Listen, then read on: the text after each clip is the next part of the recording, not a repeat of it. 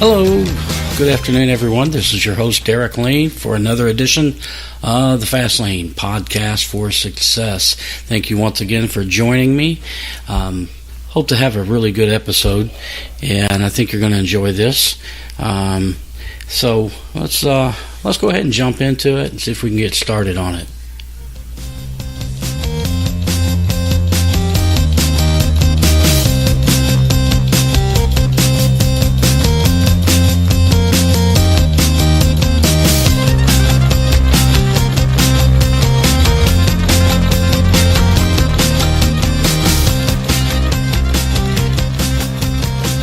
Okay. Hey, listen. Have you ever thought about exactly who you are, what you do? Have you ever been to a social gathering, a party, or what have you, and you're introduced to someone, and they ask, what do you do? Well, for most of us, especially men, what do? We start talking about our work. And that's probably what they meant, but you're so much more than your work. What do you do?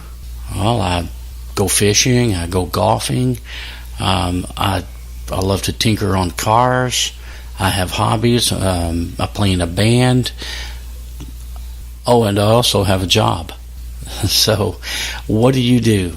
A lot defines that, right? What do you do?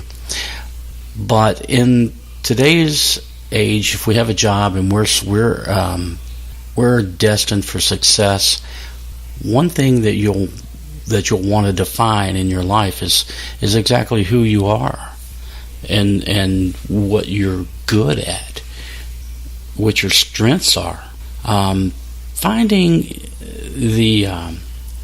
Finding an assessment of yourself is always paramount to your success. It helps out greatly to understand who you are and where your strengths are. I'll give you an example of that. I was in a group meeting once where the assessment of everybody, landing in different quadrants, whether you're a little more passive, a little more aggressive, more caring, or more demanding, all of these character traits, and each quadrant kind of defines who that person is, and you're asked to think about the character traits that most represent you, and then list what quadrant you believe that you're in. Well, then you will be given a test. And this test was developed by Stanford researchers, and it basically tells a person's personality traits. And for a lot of us, myself included, the quadrant that I picked for myself was totally wrong. I belonged in a different quadrant, one that I wouldn't have thought that I belong in. But then after reviewing it, okay, all right, I can see that. But my point is that it's healthy for everyone to kind of assess where they are. Now, if you're in a place where you don't really have access to it, there's online assessment tests you can do to assess your personality and who you are. And I strongly encourage you to do that, because finding you is important, because the character traits that you hold that for the most part define you, whether you're a very loyal person or a very demanding person. It's good to know that. It's good to know things about yourself, and because oftentimes we have an idea of who we are and we try to live up to that idea, and that's not really who we are. And you may see yourself in someone else, but that's not who you are. You are a unique individual. You are you, and only you. So with regards to finding out who you are and your strengths and weaknesses, there's a few things that can help you there.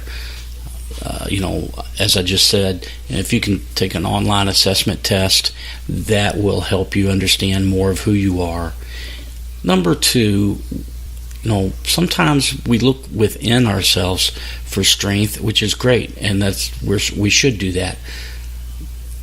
But when you look within yourself for what you're skilled at doing, so much, it's not always there. It's what you're maybe you hope to be doing and hope to be good at.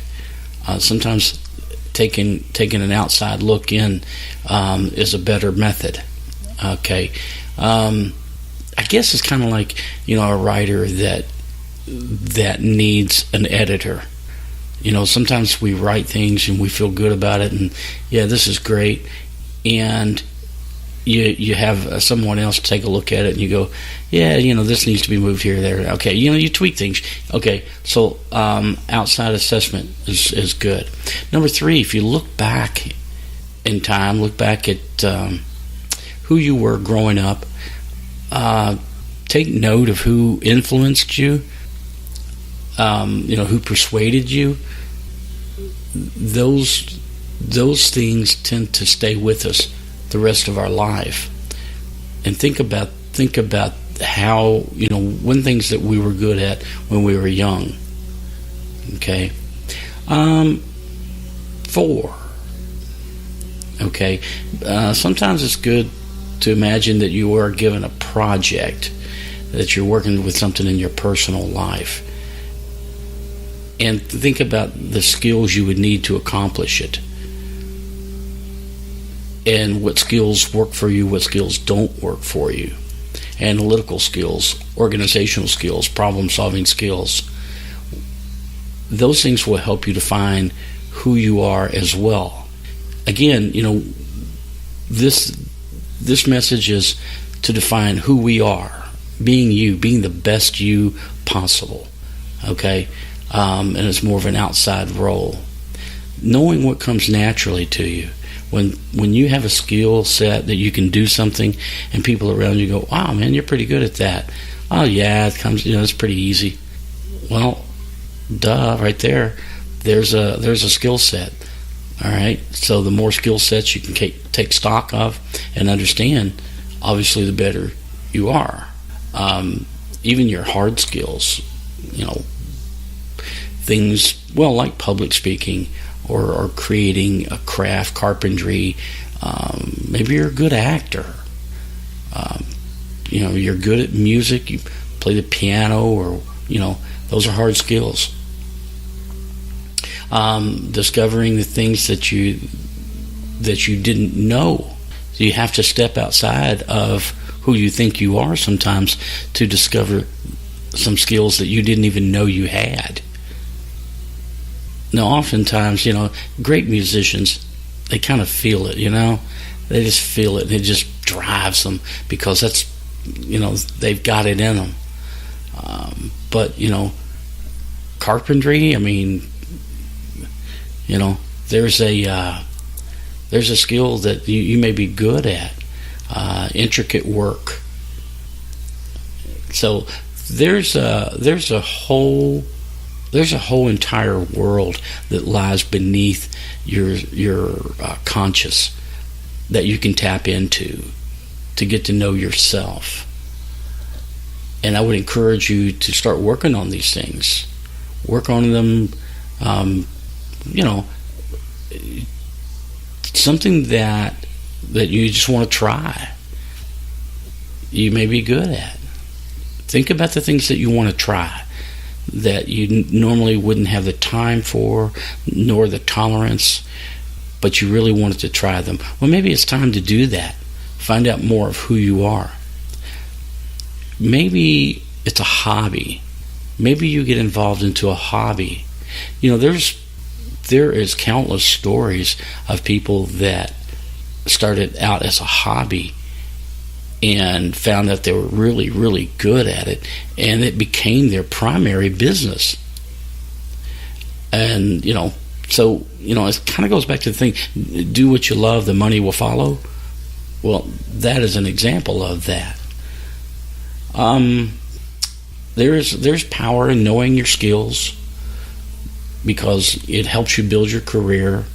And when you have a unique skill, that means there's a demand for it. Somewhere there's a hole that needs to be filled. And when you understand that you can provide that skill, then you can really just step outside and your career path will just blossom. Okay, so let's just say that you're comfortable doing what you're doing, but there's something more in life. And this is what we're suggesting, is take a look outside of what you've been doing and look at it from a new perspective. Look at it from a different set of eyes, if you will. Who you really are. Who you really are. What your unique talents are. Doesn't mean you can't craft or hone a certain set of skills. As I said in the last podcast, you're different now than you were 5-10 years ago. You'll be different 5-10 years from now than you are right now. The difference is what you put in motion. What you put in motion right now will carry ripples throughout your life. So hang on to your God-given abilities and talents, and improve upon them. Exacerbate those talents. You were put on this earth to do something. There's no booklet that you got, an owner's manual, when you were put on this earth, and step-by-step directions. We all learn from each other. We all make bold strides. And what sets people apart is that some people play it safe. They keep within their shell, and they enjoy safety, and that's fine. That's fine if that's what they enjoy. But at some point, if you want to set yourself apart, enjoy a different journey, you're going to take a few risks. And when I mean risks, what are you really looking at? You're looking at what? Embarrassing yourself? Who cares? It's not the first time you've been embarrassed. It won't be the last. Just reach out and do it. Hone that craft. Own your experience. Own who you are. Live up to who you are. Do it for yourself. Do it for the people that love you. Grab life. Grab life and squeeze it. Do something with it. Have fun. Take risks. When you live in the moment, you live in the now, and you understand your gifts and your abilities, and you have fun with it, you've already succeeded. Sure, you may want to see more success. You may want to see financial success. Keep enjoying life in the now. Find out who you really are. What drives you? What makes you forget to go to the bathroom because you're so involved into what you're doing? You forget to eat. Time flies because you're enjoying it so much. If you're at a job and all day takes forever, you might want to reassess what you're doing. Because if you're at a job where you're having fun and it's driving you, motivating you, and you feel like you're doing something important, time flies. You're doing something important. It's okay to hone your skills, hone your crafts. It's okay to continue to read, to get better. See, those are the future marks. It's not who I am 10 years from now. I'll be there, but let me enjoy right now first. Okay, hey, listen, guys, thanks so much. I hope there's a message in here that connected and clicked with you. I appreciate you guys listening to the podcast, Fast Lane Success, Podcast for Success. I'm your host, Derek Lane. Again, all your podcast outlets, I'm on all of them. And